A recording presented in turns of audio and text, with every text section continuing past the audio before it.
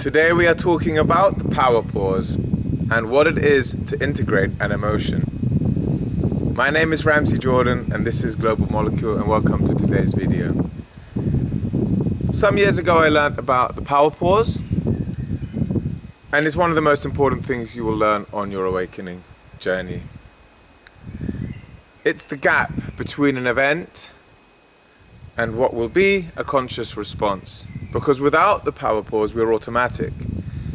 Event, reaction, event, reaction, event, reaction. Hey, hi, what are you doing? I don't know, fast. There's no space for conscious deliberation. There's no space for feeling. You're automatic, you're on autopilot. And the important question is, when did you train this pilot? Because you think you're an adult, right? But you trained all these things when you were a kid.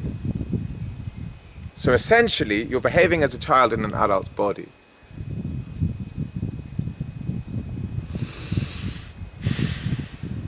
Hard hitting. So what happens when we put a power pause? Why are we so automatic? To avoid feeling. By adding a power pause, you start to recognize what is actually going on in a situation. And you'll realize that a lot of the situations in your life are only there because you can't feel. I did an experiment years ago, 8 years ago. I stopped shaking hands with people.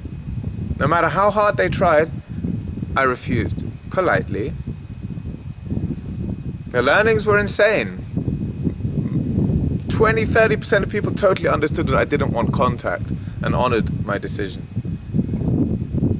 Many were bemused and left feeling rejected, although it had nothing to do with them. All I said was, I do not wish to have contact. I do not wish to shake hands. And I would put my hands together and say, how are you?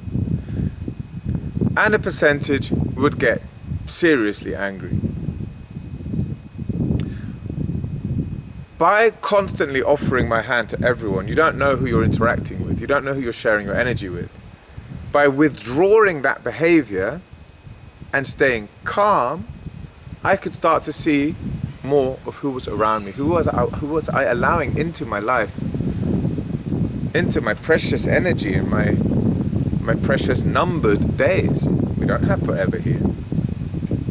This was the beginning of discernment for me, of realizing who honors and respects my choices for my body and who doesn't. In that experiment, I realized how hard it was for me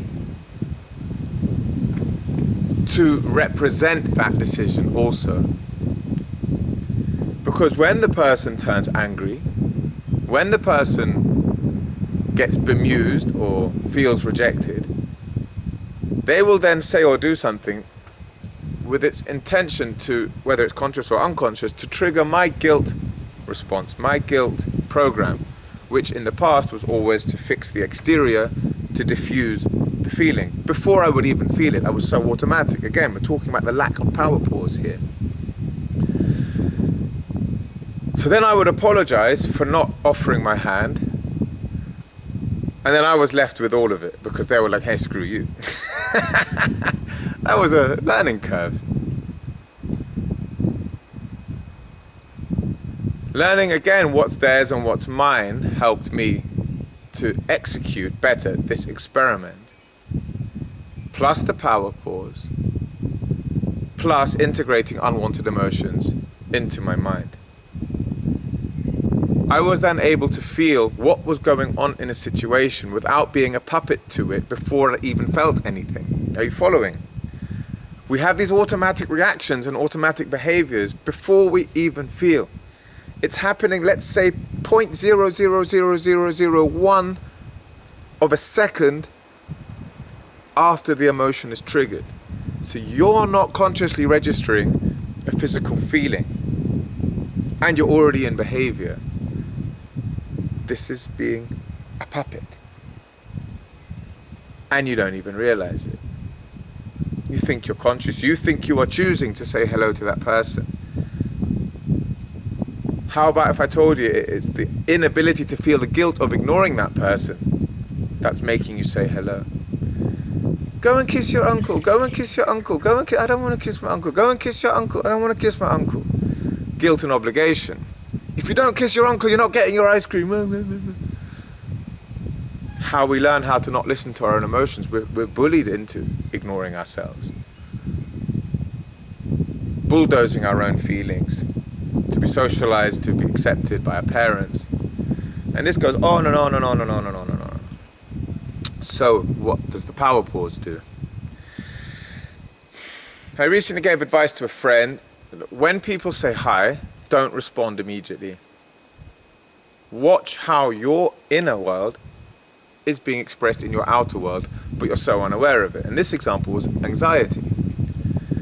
Hermetic principles, as above, so below, as within, so without.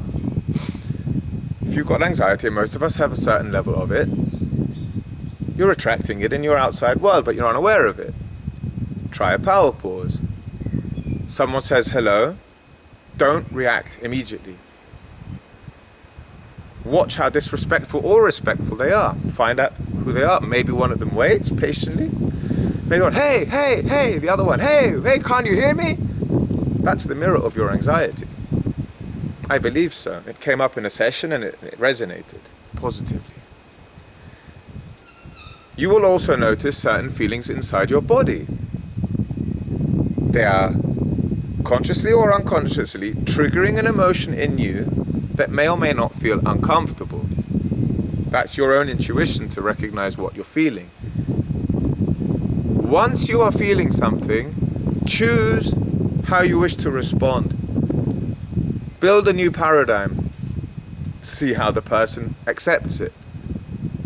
Is this somebody that wants to grow with you and accepts your transformation and your growth and your expansion? Or is this somebody that immediately rejects how you're behaving because they were the ones that were taking advantage of how you were before? Easily triggered, easily controlled, consciously or unconsciously, you were a puppet to their actions. It's also called people pleasing, but that's a whole other topic. That power pause, just in a simple situation of somebody saying hello, is an example for every situation in your life. When somebody screams at you, if you have a near shock experience in a car, somebody cuts you up, feel it. Don't just scream back at them. That's your action away from what you're feeling. Feel the shock. Were you daydreaming? Were you focused on the road? Were you driving too hard? Why did you attract this experience? Because if you were super focused and super chilled, it wouldn't scare you. It wouldn't shock you. It's shocking you back into presence. I'll tell you an honest story. On my walk here now, on this video, I almost twisted my ankle badly because I was daydreaming about promoting this channel to a friend instead of being present here in this wonderful forest. If you are present, things are less shocking. And you're already in that power pause space. You're in a conscious space, you're slow. If you're hectic, easily triggered, wired, stressed, you're a puppet to everyone's actions around you. You're sending your energy out in a million different directions all day to satisfy other people's actions without once checking in with yourself to see how are you feeling and what is the correct and conscious response I choose to give in this situation. That's the power pause. You can apply it absolutely everywhere. If your boss screams at you or demands something of you. You see, if you're always responding quickly, that's what people expect of you. So if your boss screams at you and you, that's how he knows he can behave with you. They say be careful what you tolerate because that's what you're teaching others how you like to be treated. So if one day your boss says, hey, and And you continue typing. Hey, can't you hear me? And then you turn slowly. Good afternoon, how are you? Come with your own energy. Are you that centered? Can you be that centered? That no matter how much somebody is screaming to get your attention, you stay in your vibration. That's where the emotional intelligence comes in, because you can feel it in your belly. You might even feel like you're being cheeky, antagonistic, wrong, rude. These are all the negative stories we play in our mind, how we're labeling, owning our own reality. Autonomy. Your boss is screaming, or bossing around, why he's called a boss, or your partner, or a parent, a friend, a stranger. No such thing as a stranger. Let them call you several times. Play a game. You choose your reality. Have fun. Why are you taking it so seriously? Wait. Feel. Recognize that you have not waited once to feel that feeling since, how do I say this? Ever. Maybe as a child, but you don't remember. Children are much better at staying in their own world and ignoring the cries and pleas of others until they're socialized out of it, beaten out of it.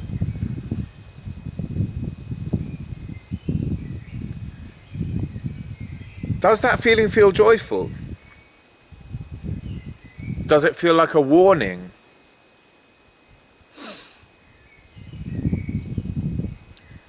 If it's sounding like an invasion, if it's sounding like a warning, and you're still not listening to it, don't come home crying telling me you hate your life. Because you're not listening to your intuition. That's your GPS. It's your guidance system. Welcome to the world of feeling. Event.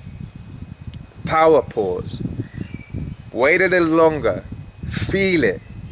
What is it you are feeling? If it's repeated, uncomfortable emotions, a change needs to be made. You have to heed your intuition. One of my phrases is be a slave to your intuition. That's your guidance system. It's saying yes, no, yes, no. But going back to that example of when mummy wants you to kiss your uncle and you don't want to, and you don't want to, and you don't want to, until you're forced to do it, basically. Kiss your uncle. Guilt and obligation. You are obliged to do it, or you're made to feel guilty. Lost my thread a little bit there. This constant thing of guilt and obligation is how we lost the feeling of the guilt connection in the first place. It became so unbearable, so repeated, so many different situations where we were made to feel bad about who we are instead of what we did. And this continuous cycle of uncomfortable emotion, we block it out. I can do another video on how we lose our connection to intuition another day.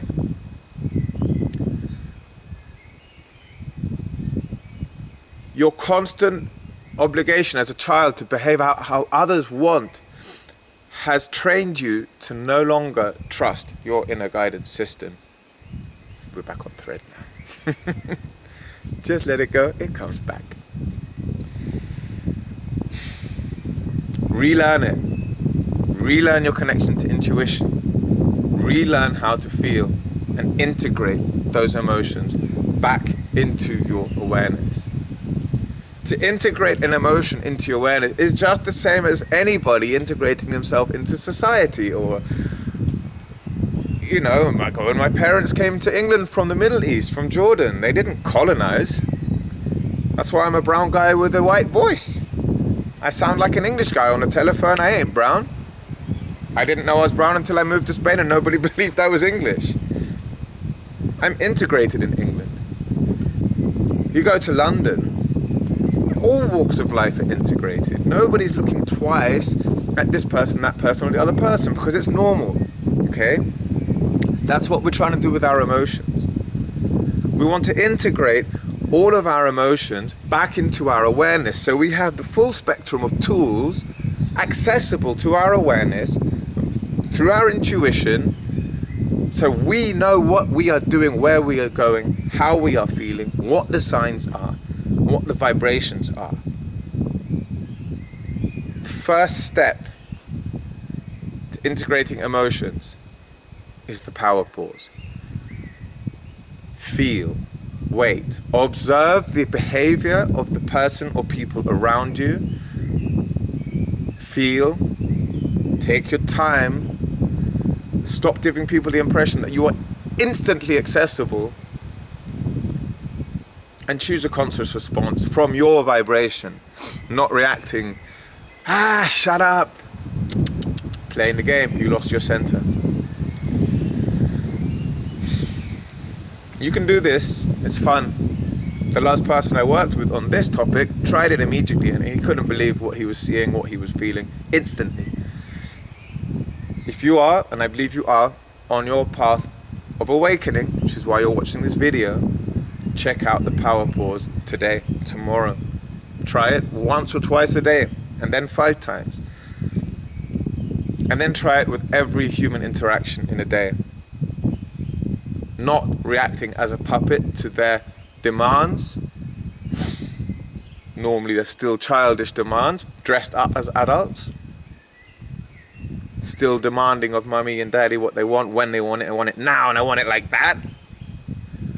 Are you going to play mommy and daddy, or are you going to be a conscious warrior? Power pause, feel. Observe your body. Choose a response and come from your own vibration. See how that goes. I can give a few tips quickly to end the video. Certain people will leave your life almost immediately. There will be conflict. There will be a stirring up of triggers in you to push you out of your decision, to make you take a U-turn, make a U-turn and change your mind. And that's where the power struggle comes in, because they think you're doing a power struggle with them.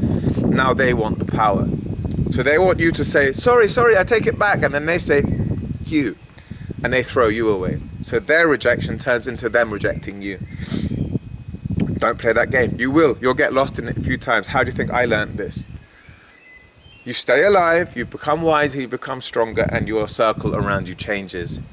Get used to people coming and going from your life. Unless they are genuinely loving, wonderful, supportive people in your life, many that you've been holding on to unnecessarily because of people pleasing and all of these dynamics and mechanisms we're talking about, they will now disappear, leaving space for new ones that match your new vibration, that understand your choices, that support you, that think like you and behave like you as you are now, because you just evolved. Thank you so much for watching this video. My name is Ramsey Jordan.